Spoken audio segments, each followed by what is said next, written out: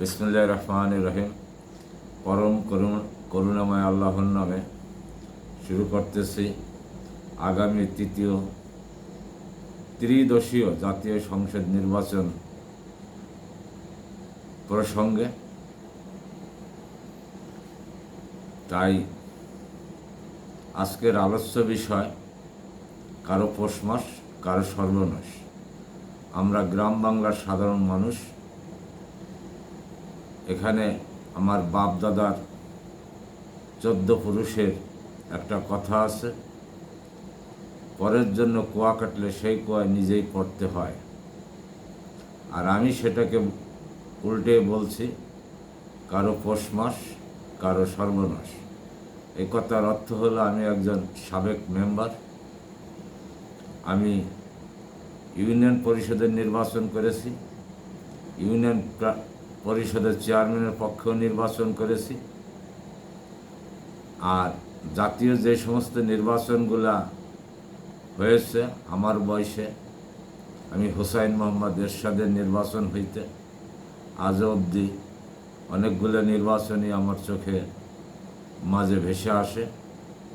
জাতীয় সংসদ নির্বাচন দলীয় নির্বাচন, দলভিত্তিক নির্বাচন হয়। যেই অঞ্চলে যেই দলের প্রভাব বেশি, ওই অঞ্চলে ওই প্রার্থী তত ভোট বেশি পায়। উপজেলা নির্বাচন তদ্রূপ, ইউনিয়ন পরিষদের চেয়ারম্যান নির্বাচনটাও তদ্রূপ। আমার ব্যক্তিগত জীবনে আমি ইউনিয়ন পরিষদের মেম্বার পদে নির্বাচন করেছি। আমার ওয়ার্ডে তৎকালীন 6 জন প্রার্থী ছিল। আমার ভোট সংখ্যা ছিল 1158টি ভোট। এই 1158 ভোটের মধ্যে ভোটযুদ্ধে আমি 216 ভোটে জয়যুক্ত হয়েছিলাম। প্রিয় দেশবাসী, তাই আমার অভিজ্ঞতা থেকে বলছি, আজকে যারা বাংলাদেশের বৃহত্তর রাজনৈতিক দল আওয়ামী লীগ, বিএনপি, জামাত ইসলাম, অন্যান্য জাতীয় পার্টি, অন্যান্য যে সংগঠন আছে, সম্মিলিতভাবে একটি গণতান্ত্রিক দেশ ছিল বাংলাদেশ। সেই বাংলাদেশ যে দল যখন ক্ষমতায় এসেছে, সবাই বলে আমরা গণতন্ত্রে পুনরুদ্ধার করব। আসলে টেকসই গণতন্ত্র বলতে এদেশের কিছুই নেই। টেকসই গণতন্ত্র পুনরুদ্ধারের জন্য কখনো কোনো দল সক্রিয় ভূমিকা পালন করেন নাই। গণতন্ত্রের কথা বলে ক্ষমতায় এসে স্বৈরাচারী গণতন্ত্র প্রতিষ্ঠিত করে। তাই এই স্বৈরাচারী গণতন্ত্রের বিরুদ্ধে দু একটা কথা বলতে হবে। এখন সময় এসেছে। আমি সর্বপ্রথম বাংলার অন্তর্বর্তীকালীন সরকারের প্রধান উপদেষ্টা মাননীয় ডক্টর ইউনূস সাহেবের প্রতি উদাত্ত আহ্বান করি এবং তার উপদেষ্টা মণ্ডলীর সকল সদস্যের প্রতি শ্রদ্ধা জ্ঞাপন করে বলছি, আপনারা সোনার বাংলাদেশ, আপনাদের আমাদের সোনার বাংলাদেশ। এই সোনার বাংলাদেশে পরিচালনা করার জন্য সোনার কারিগর তৈরি করে দিবেন, যেখানে থাকবে না কোনো বৈষম্য, যেখানে থাকবে না কোনো দুর্নীতি, অনিয়ম, যেখানে থাকবে না খুন, সন্ত্রাসী, রাজনীতির বলায় নিরীহ মানুষের মামলা, হামলা, জেল জুলুম।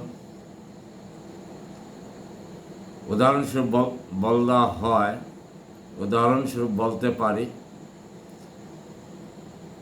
বাংলাদেশের 92% মুসলমানের দেশে অন্যান্য জাতি ধর্মের লোক বসবাস করে।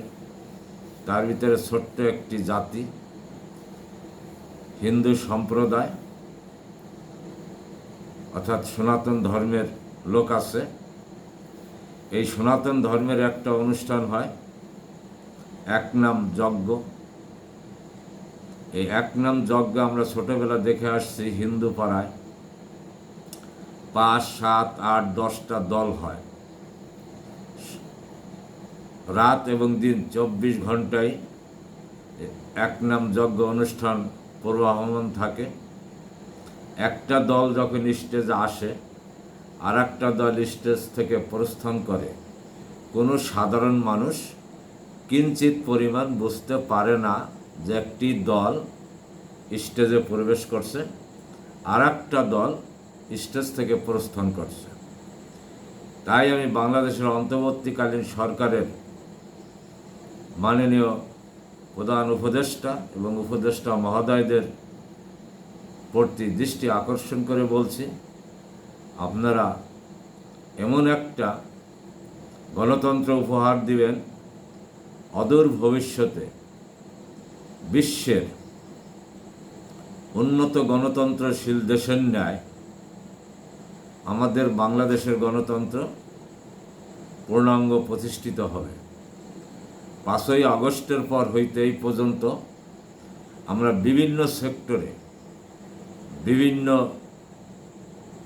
অফিস আদালতে সংস্কার কথা শুনে আসছি, কিন্তু যেই সংস্কার হইতেছে এই সংস্কার মাধ্যমে আদৌ কি গণতন্ত্র প্রতিষ্ঠিত হবে এটা বলার মুশকিল।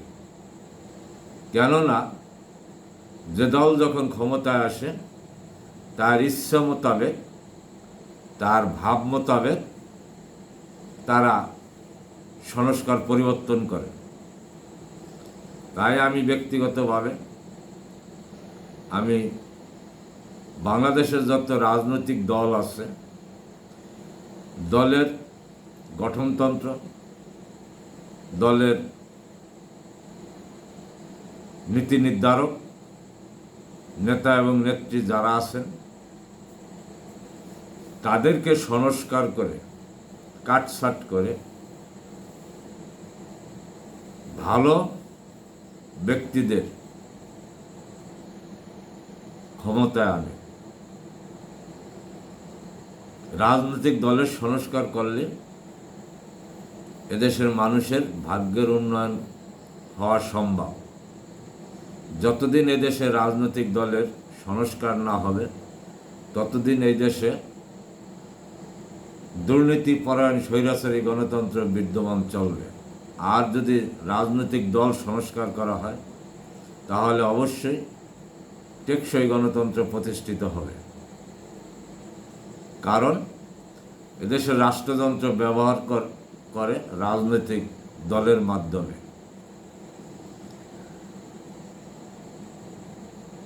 এই রাষ্ট্রযন্ত্র সংস্কার করলেই সব সমস্যার সমাধান হবে না। রাষ্ট্রযন্ত্র যাদের মাধ্যমে পরিচালিত হয় তাদেরকে সংস্কারের আওতায় আনতে হবে। ধন্যবাদ। এই বলে আজকের আলোচনা শেষ করলাম। খোদা হাফেজ।